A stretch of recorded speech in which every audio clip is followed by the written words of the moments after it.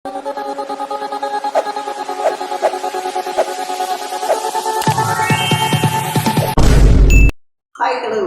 இந்த வீடியோ எந்த விஷயத்தை பற்றி பேச போகிறோம், யாரை பற்றி பேச போகிறோம் அப்படின்னு சொல்லி கேட்டோம் அப்படின்னா, பலகட்ட எதிர்ப்பு அப்படின்றதையும் மீறி பார்த்தோம் அப்படின்னா, நாடாளுமன்றத்தில் இன்னைக்கு வாரிய சட்ட திருத்த மசோதா அப்படின்றது நேற்று நிறைவேற்றிருக்காங்க அப்படின்னு சொல்லலாம். ஃபர்ஸ்ட் ஆஃப் ஆல் பார்த்தோம் அப்படின்னா, பலருக்குமே இதில் இந்த மாற்றங்கள் அப்படின்றத கொண்டு வரதுனால ஏன் இது இஸ்லாமியர்கள் எதிர்க்கிறாங்க, அதை தாண்டி பார்த்தோம் அப்படின்னா நம்மளுடைய பரம எதிரி மாதிரி பார்க்கக்கூடிய பாஜக இஸ்லாமியர்களுக்கு நல்லது பண்ணுறேன் அப்படின்னு சொல்லிட்டு வக்ஃப் வாரிய சட்ட திருத்த மசோதா அப்படின்றத தாக்கல் பண்ணுறதுக்கான பின்னணி என்ன, இதனால யாருக்கு லாபம், யாருக்கு பார்த்தோம் அப்படின்னா நட்டம் அப்படின்ற மாதிரி பல கேள்விகள் அப்படின்றது சுத்திக்கிட்டு இருக்கு அப்படின்னு சொல்லலாம். அதை பற்றி தான் தெல்ல தெளிவாக இந்த வீடியோவில் பேச போகிறோம். அதுக்கு முன்னாடி நம்ம சேனலுக்கு நீங்கள் புதுசாக வந்திருந்தீங்க அப்படின்னா இதே மாதிரி அப்பப்போ அப்டேட்டாக போயிட்டுக்கூடிய விஷயங்கள் இருக்கு இல்லையா, அது கரண்ட் அஃபேர்ஸாக இருந்தாலும் சரி, பாலிடிக்ஸாக இருந்தாலும் சரி, ஸ்போர்ட்ஸாக இருந்தாலும் சரி, அப்பப்போ அப்டேட்டாக போயிட்டுக்கூடிய விஷயங்களை நீங்கள் தொடர்ந்து தெரிஞ்சுக்கணும் அப்படின்னு ஆசைப்பட்டீங்கன்னா மறக்காம சேனலை ஃபாலோ பண்ணி சப்ஸ்கிரைப் பண்ணிக்கோங்க.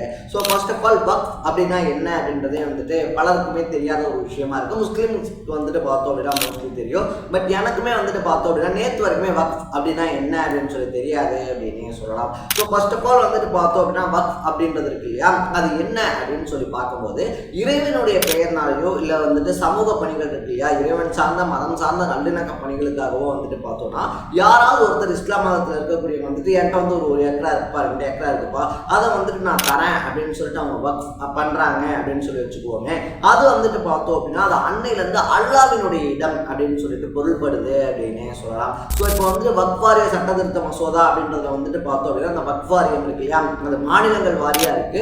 ஸோ அந்த மாநிலங்கள் வாரியா என்ன பண்றாங்க அப்படின்னு சொல்லி பார்த்தோம் அப்படின்னா, பெரும்பாலானவங்க நன்கொடையா கொடுக்கக்கூடிய இடங்களை அந்த வக்ஃப் வாரியத்துக்கு அந்த இடம் அப்படின்றது ஒப்படைக்கப்பட்டுருச்சு அப்படின்னா அதுக்கு அடுத்து யாரும் விற்கவோ இல்லைன்னா வாங்கவோ இல்லை வேற ஒருத்தர் பெயர் பார்த்தோம் அப்படின்னா பெயர் மாற்றம் அப்படின்றது பண்ணவோ முடியாது அப்படின்னு சொல்லலாம். அல்லாஹ் ஒருத்தர் தான் பார்த்தோம் அப்படின்னா அந்த இடத்துக்கு நன்கொடையா வழங்கப்பட்ட இடத்துக்கு ஓனர் அப்படின்றதுதான் அந்த வக்ஃப் வாரியத்தில் இருக்கக்கூடிய ஒரு சட்ட நடைமுறை அப்படின்னு சொல்லலாம்.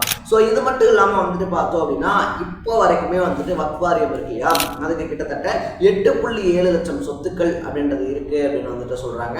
அதுல 9.4 லட்சம் ஏக்கர் மதிப்புல இருக்கக்கூடிய 1.2 லட்சம் கோடி, 1 கோடி 2 கோடி கிடையாது, 1.2 லட்சம் கோடி மதிப்புடைய சொத்துக்கள் பார்த்தோம் அப்படின்னா வக்ஃப் வாரியத்துக்கிட்ட இருக்கு அப்படின்னு சொல்லப்படுது.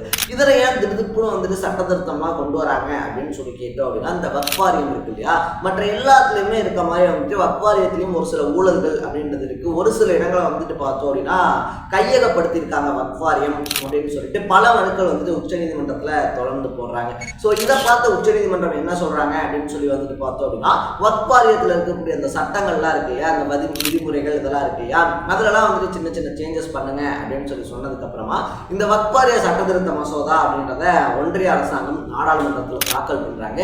அதுல கொடுக்கப்பட்டிருக்கக்கூடிய அந்த விஷயங்கள் இருக்கு இல்லையா, அதுதான் பார்த்தோம் அப்படின்னா இவ்வளோ பெரிய சிக்கலுக்கு காரணம் அப்படின்னு சொல்லலாம். ஃபர்ஸ்ட் ரூல்ஸாவே என்ன சொல்லியிருக்காங்க அப்படின்னு சொல்லி பார்த்தோம்னா, இனிமேல் இந்த வக்ஃப் இருக்கு இல்லையா, அதை ஒருத்தர் கொடுக்கணும் அப்படின்னு சொல்லிட்டு ஆசைப்படுறாரு அப்படின்னா அவர் குறைஞ்சபட்சம் பார்த்தோம் அப்படின்னா 5 வருஷம் இஸ்லாம் மதத்தை ஃபாலோ பண்ண ஒருத்தராக இருக்கணும் அப்படின்னு சொல்றாங்க. இதுக்கு முன்னாடி இந்த ரூல்ஸ் இல்லாதனால பார்த்தோம் அப்படின்னா 1-2 வருஷங்கள் இஸ்லாத்தை ஃபாலோ பண்ணக்கூடியவங்க இல்லை வேறு சில மதங்கள்ல இருக்கக்கூடியவங்க இஸ்லாம் மதத்துக்கு கொடுக்கணும் அப்படின்னு சொல்லி நினைக்கிறாங்க அப்படின்னா அவங்க அந்த வக்ஃப் அப்படின்றத பயன்படுத்தி பார்த்தோம் அப்படின்னா கொடுப்பாங்க. பட் இப்போ பார்த்தோம் அப்படின்னா குறைஞ்சபட்சம் நீங்க 5 வருஷமாக இஸ்லாம் மதம் அப்படின்றத ஃபாலோ பண்ணவங்களா இருக்கணும் அப்படின்னு சொல்லிட்டு சொல்றாங்க. ரெண்டாவது விஷயம் என்ன அப்படின்னு சொல்லிட்டு பார்த்தோம் அப்படின்னா, துணை ஆணையாளர் அவங்கள்ட்ட இருந்த இந்த நில அளவீடு அப்படின்ற அதிகாரம் பார்த்தோம் அப்படின்னா மாவட்ட ஆட்சியருக்கு மாத்திருக்காங்க அப்படின்னு சொல்லலாம். ஸோ இனிமேல் இந்த வக்ஃப் அப்படி இருக்கு இல்லையா, அதுக்கு நிலம் அப்படின்றத யாராவது கொடுக்குறாங்க இல்லை நன்கொடை யாராவது கொடுக்குறாங்க அப்படின்னா அதை அளவீடு செய்யக்கூடிய பணி அப்படின்றது அந்தந்த மாவட்டத்தினுடைய கலெக்டருடைய வேலை அப்படின்னு சொல்லி அனௌன்ஸ் பண்ணியிருக்காங்க.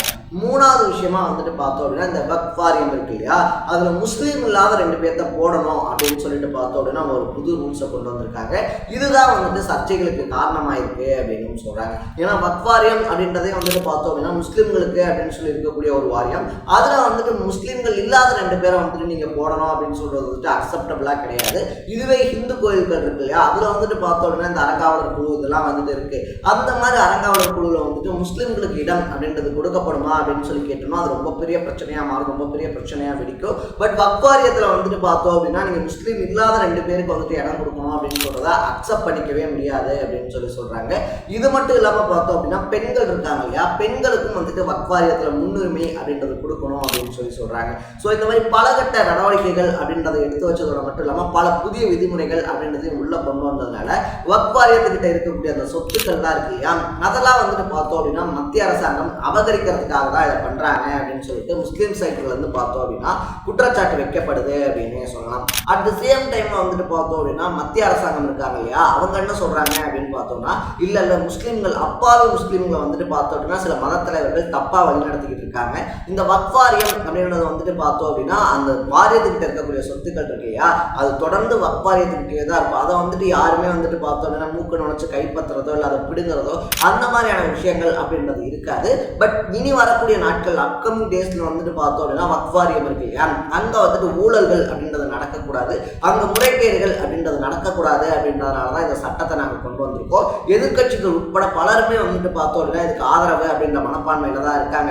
பட் இந்த ஓட்டு அரசியல் அப்படின்றது இருக்கு இல்லையா, எங்க நம்ம வந்துட்டு இதை வெளிப்படையா ஆதரவு கொடுத்துட்டோம் அப்படின்னா முஸ்லீம்களுடைய ஓட்டு நமக்கு கிடைக்காம போயிடுமோ அப்படின்றதுனால தான் காங்கிரஸ், திரிணாமுல் காங்கிரஸ் மாதிரியான கட்சிகள் வந்துட்டு இதை எதிர்க்கிற மாதிரி நடிக்கிறாங்க. இது வருங்காலத்துக்கு ஏத்தது அப்படின்னு சொல்லிட்டு ஒன்றிய அரசாங்கம் சொல்றாங்க. பட் முஸ்லிம்ஸா இருந்தாலும் சரி இல்ல எதிர்கட்சிகளா இருக்கக்கூடிய திமுக இருக்காங்க இல்லையா, திமுக, காங்கிரஸ், திரிணாமுல் காங்கிரஸ் இவங்கெல்லாம் என்ன சொல்றாங்க அப்படின்னு பார்த்தோம்னா வக்ஃப் வாரியத்துக்கிட்ட இருக்கக்கூடிய சொத்துக்கள் இருக்கு இல்லையா, அதை கொஞ்சம் கொஞ்சமா கைப்பற்றி நாட்டுடைமையாக்குறோம், இல்ல அங்க வந்துட்டு பார்த்தோம் அப்படின்னா நாங்க கட்டடங்கள் கட்ட போறோம், அதுக்கு வரி போட போறோம் அப்படின்ற மாதிரி அந்த வக்ஃப் வாரியத்தினுடைய அந்த அதிகாரம் இருக்கு இல்லையா, அந்த அதிகாரத்தை குறைச்சு வக்ஃப் வாரியத்தை ஒண்ணுமே இல்லாம பண்றதுக்காக தான், அவங்க கிட்ட இருக்கக்கூடிய சொத்துக்கள் எல்லாத்தையும் பிடுங்கிறதுக்காக தான் பாஜக இப்படி ஒரு நாடகத்தை ஆரம்பிச்சிருக்காங்க அப்படின்னு சொல்றாங்க. ஸோ ஓனாய் அழுகுது, ஓனாய் வந்துட்டு நனையுது அப்படின்னு சொல்லி ஆட்டுக்குட்டி அழுத கதையா முஸ்லீம்களுக்கு பிரச்சனை அப்படின்னு சொல்லிட்டு பாஜக பரிதாபப்படுறதெல்லாம் நம்ப முடியல அப்படின்றதுதான் பலருடைய குற்றச்சாட்டா இருக்கு அப்படின்னே சொல்லலாம். ஏன்னா பாஜக இதுவரைக்கும் முஸ்லீம்களுக்கு எதிராக பண்ணியிருக்கக்கூடிய சம்பவம் அப்படியே அப்படின்னே சொல்லலாம். ஸோ நீங்க இந்த விஷயத்தை பத்தி என்ன நினைக்கிறீங்க? வக்ஃப் வாரிய சட்ட திருத்த மசோதா அப்படின்றது இருக்கு இல்லையா, அது இன்னைக்கு இருக்கக்கூடிய சுச்சுவேஷன்ல தேவையான ஒண்ணுதானா, இல்ல உங்களுடைய பாயிண்ட் ஆஃப் வியூ அதை பத்தி என்ன அப்படின்றத கமெண்ட்ல போட்டு இதே மாதிரி அப்பப்போ அப்டேட்டா போயிட்டு இருக்கக்கூடிய விஷயங்கள், அது கரண்ட் அஃபேர்ஸா இருந்தாலும் சரி, பாலிடிக்ஸா இருந்தாலும் சரி, ஸ்போர்ட்ஸா இருந்தாலும் சரி, அப்பப்போ அப்டேட்டா போயிட்டு இருக்கக்கூடிய விஷயங்களை நீங்க தொடர்ந்து தெரிஞ்சுக்கணும் அப்படின்னு ஆசைப்பட்டீங்கன்னா மறக்காம சேனலை ஃபாலோ பண்ணி சப்ஸ்கிரைப் பண்ணிக்கோங்க. நாளைக்கு இதே மாதிரி இன்னொரு இன்ட்ரெஸ்டிங்கான வீடியோவோட சந்திக்கலாம். தட பாய் பாய்.